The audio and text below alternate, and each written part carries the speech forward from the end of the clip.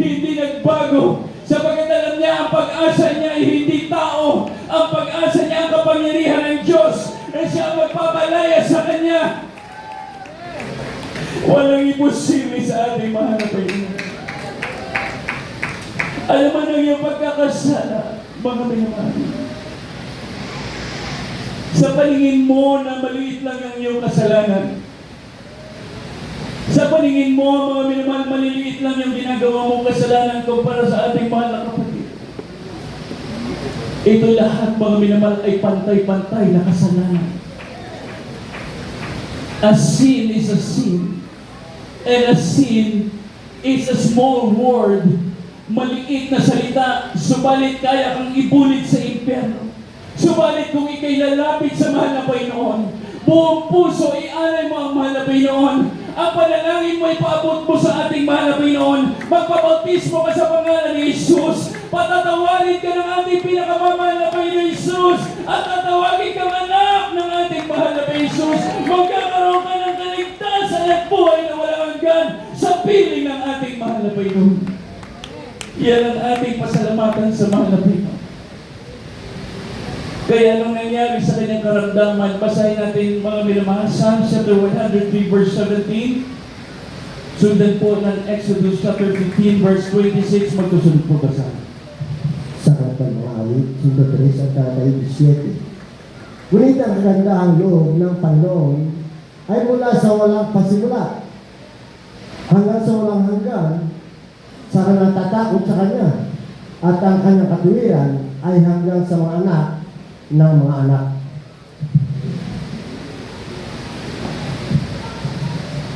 Dito po sa plan ng Exodus, kapitulo 15, ang versikulo po ay 26. Ganito po ang sinasabi.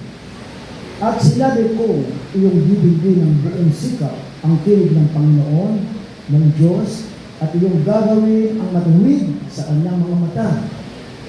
At iyong bibingkin ang kanyang mga utos at ang iyong gaganapin ang lahat niyang mga palatuntunan, ay wala akong ilalagay na karamdaman sa iyo na gaya ng ilagay ko sa mga Egyptyo, sapagkat ako ang Panginoon na nagpapagaling. Palakpakan natin ang malakas sa ating pinakamamahal na Panginoon. Palakpakan na pasasalamat sa ating dakilang Diyos na buhay. Everybody shout, praise the Lord! And sabi sa Psalms, mga minamahal, ang kagandang loob ng Diyos ay walang hanggan. Amen. Naabot siya, mga minamahal, ng tinatawag ng mercy of the Lord. Kagandang loob ng ating pinakamamahal na Panginoon Jesus doon sa mga natatakot sa Kanya. Amen. Ang sabi, mga minamahal, for those who fear the name of the Lord. Doon sa natatakot, when we say, mga minamahal, sa Biblia, na fear of the Lord, hindi ito na you are terrified. Amen? Ito yung pagkatakot na nagbibigay ka ng respeto. Mataas na respeto sa ating pinakamamahal na kay Jesus na ayaw mo magkasala sa Diyos. Pag nanumbalik ka na sa ating pinakamamahal na kay Jesus, ayaw mo na balikan ang kasalanan. Amen? Yan ang taong may takot sa Diyos. Subalit pag ang iyong kasalanan ay paulit-ulit, mga minamahal, hindi na reward ng kabutihan na matatanggap mo. Amen.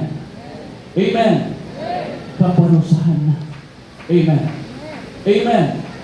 Ang sabi ng Biblia, there is no condemnation doon sa mga lumalakad, mga minamahal, sa Espiritu. Amen. Wala kang hatol, mga minamahal. Pag ikaw ay lumalakad sa espiritual, ikaw, mga minamahal, ay sumusunod sa katwiran ng Diyos. Sumusunod ka, mga minamahal, sa kalooban ng ating mahal na Panginoon. Wala kang matatanggap na hatol sapagkat ikay dadali ng Diyos doon sa langit. Sa piling ng ating mahal na Panginoon. Subalit doon sa lumalakad sa laman. Nananatili ka, mga minamahal, lumalakad sa laman. Amen? Pag ikaw ay inudyukan ng kaaway, ikaw ay binulungan na gawin mo ang mga bagay na masama at sinusunod mo. Pag ikay mag-isa lang at ikay bulungan, madali kang sumusunod sa diablong kaaway. Darating sa iyo ang hapon ng mahal na Panginoon. Subalit ang sabi dito, mga minamahal, doon sa mga sumusunod sa ating mahal na Panginoon, nandun yung awa, kagandahang loob ng ating pinakamamahal na Jesus. Everybody shout, praise the Lord! Kaya ang sabi sa Exodus, mga minamahal, kung inyong didinggin ang buong sikap ang tinig ng Panginoon mong Diyos at iyong gagawin ang matuwid sa kanyang mga mata at iyong didinggin ang kanyang mga utos at iyong gaganapin ang lahat niyang mga palatuntunan, ay wala akong ilalagay na karamdaman sa iyo sapagkat ako ang Panginoon na nagpapagaling sa iyo. Palakpakan natin ang ating mahal na Panginoon. Lahat na nananampalataya sa ating mahal na Panginoon, pumalakpak na malakas, mga minamahal. Sa iyo ang kagalingan na ibibigay ng ating mahal na Panginoon. Everybody shout, praise the Lord! Mabuti ang ating Diyos sa pinaglilingkuran. Merciful, mga minamahal, sabi sa Biblia. Kaya ang kanyang karamdaman, psoriasis, mga minamahal, nung siya ay sinabihan ng kanyang loved ones na sumama ka sa kanilang gawain ng mahal na Jesus sa Jesus Miracle Crusade upang iyong karamdaman na psoriasis na wala ng kagalingan, it is an incurable disease, mga minamahal. Walang magpapagaling kahit tao, mga minamahal. Lumapit ka sa mahal na Panginoon, sabi ng kanyang mahal na kapatid. Magpabautismo ka sa pangalan ni Jesus. Nung tinanggap niya ang ating mahal na Panginoon, nagpabautismo sa pangalan ni Jesus, pinagaling siya ng ating mahal na Panginoon. Ang kanyang mga balat ay pinakinis ng mahal na Panginoon. Napakabait ng ating mahal na Jesus. Everybody shout, praise the Lord. Walang imposible sa mahal na Panginoon. Galing ka sa madumi, madilim, mga minamahal na pagkakakulong. Kung ikaw ay nakakulong, mga minamahal, sa iyong kasalanan,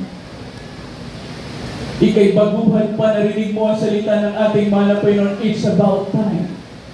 Iwanan mo ang kasalanan. It's about time, ialay mo ang buhay mo sa mahal na Panginoon. Sapagkat mahabagin ang ating pinakamamahal na Jesus. Kaya mga minamahal, sino nagturo sa atin? Walang iba. May tao ginamit ang ating pinakamamahal na Jesus para sa ating mga kaligtasan. I will give you pastors according to my heart, which shall feed you with knowledge and understanding. Tuturuan ka ng pastor na to, totoong pananampalataya, tuturuan ka, mga minamahal, na tumawag sa totoong Diyos, na walang ibang Diyos sa paglilingkuran, ang ating pinakamamahal na may Jesus. Siya ang Diyos na ating pinaglilingkuran sa banal na gawain ito. Our beloved Honorable Pastor Wilder Swaddle Meda, siya ang ginamit ng mahal na Panginoon. Fasted 40 days several times. Hindi natin makakayanan several times. 40 days. Walang kain, mga minamahal. 93 days, hindi kumakain. Krusada, kaliwat kanan. Would you imagine, mga minamahal, pumunta ka doon sa norte. Umatin ka ng krusada, 40 years anniversary, 38 years anniversary sa norte. Pumunta ka doon sa south, mga minamahal. Pumunta ka sa Mindanao, 38th anniversary, 40 years anniversary. Paano nangyari yung from north to south, mga minamahal? Pinunlaan. Tinaniman ang salita ng mahal na Jesus. Hindi ka makikilabutan, mga minamahal. Paano kumilos ang Diyos sa kanilang gawain ito? This is the true church of the living God. Ang Diyos ay kumikilos sa kanilang gawain ito. Dito nagpamanifest ang kapangyarihan ng ating pinakamamahal na Jesus. Makinig ka sa ibang pastor, hindi pagpapala ang papakinggan. Makinig ka, mga minamahal, doon sa kanilang tinatawag na pastor. Wala silang panahon magpuri sa Diyos. Sila'y nandun sa kanilang businesses. Kaya ang laman ng kanilang mga pangangaral, mga minamahal, ay walang laman. It is empty. Walang magbabago ang buhay. Walang lalapit sa Diyos. Walang isusuko ang buhay, mga minamahal. Subalit pag nakita mo ang totoong gawain, lahat tayo narito. nagpapatuloy sapagkat binago tayo ng ating mahal na Panginoon. Naramdaman natin ang pag-ibig ng ating mahal na Panginoon. Kaya anong tinuro sa atin? Maglingkod sa nag-iisang Diyos, the one true God. Para doon sa clarification ng bawat isa. May I have your attention, mga minamahal, na hindi ko yung magkamali ng pagkarinig. Our beloved Honorable Pastor is the end-time prophet of God. Anong ibig sabihin ng mga minamahal? Sa huling panahon, mga minamahal, siya ang propetang binigay ng mahal na Panginoon. We are in the end time. Ibig sabihin, itong panahon na ito ay mga huling panahon na. Nandiyan na ang gera, mga minamahal. Nandiyan na ang tinatawag na tribulation. Tayo, mga minamahal, ay pumapasok na doon, papunta na nga doon sa Great Tribulation, mga malapit na. Amen. It's world war. Tingnan niyo kung ano mga bansa ang naglalaban-laban, nag-aaway-away sa kanilang pag-iisip, mga minamahal. Ay pwede nang gawin yun sa kapwa-tao. Subalit lahat yan ay nasa programa ng mahal. Hindi pa ang wakas. Hindi sinabi ng ating beloved Honorable Pastor na siya yung last prophet. Amen. Maliwanag, mga minamahal. He is the end-time prophet of our nothing. When we say last prophet, mga minamahal, huling propeta. Which is hindi natin alam. Listen carefully, mga minamahal. When we say last prophet, huling propeta, hindi po yun ang tinuturo ng ating church. Our beloved Honorable Pastor is the end-time prophet of God. Amen? Yan po ang tinuro sa atin ng ating beloved children during the preacher's meeting. They are carefully teaching the preachers. Hindi pwede magkamali. Amen? At ang mga kapatiran, you must listen carefully, mga minamahal. Sapagkat ito yung dadalhin nyo na hindi kayo magkamali sa paghayo sa lansangan, mga minamahal, at ineglect nila ang katuruan. Amen. Pag ikaw ay, mga minamahal, rooted ng salita ng ating pinakamamahal na Panginoon, God will lead you, mga minamahal. Amen? Amen. At sasayo ang presensya ng ating mahal. Palapakan natin ang ating pinakamamahal na Panginoon Jesus. Everybody shout, praise the Lord. Ang sabi, believe your Lord, thy God. Amen? And you will be established. Believe in His prophets, and you will prosper. Ika'y pagpalain ng ating mahal na Panginoon. Amen? Pag ika'y sumusunod sa utos ng ating mahal na Panginoon. Everybody shout, praise the Lord. Malinaw, mga minamahal. Everybody shout, praise the Lord. Kaya dahil sa mga katuruan na yan, mga minamahal, nakamtan natin yung kabutihan sa ating buhay. Amen? Yung buhay natin, mga minamahal, ay napabuti. Amen? May taong ginamit ng ating pinakamamahal na Panginoon. Amen? Nagkaroon tayo ng kapayapaan. At sabi, mga minamahal, ang tunay na ilaw ay lumiliwanag na sa atin. Amen? Amen? At yan ang ating pinakamamahal na Jesus. Kaya po basahin natin 1 John chapter 2, verse 8.